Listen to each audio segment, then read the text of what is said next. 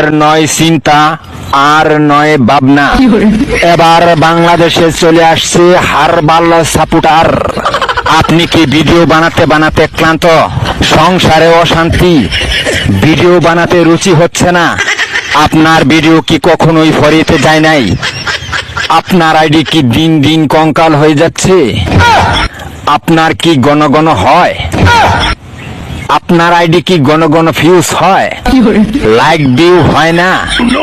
এক ফাইলই যথেষ্ট। আপনার আইডিকে করে তুলুন সুঠাম দেহের অধিকারী।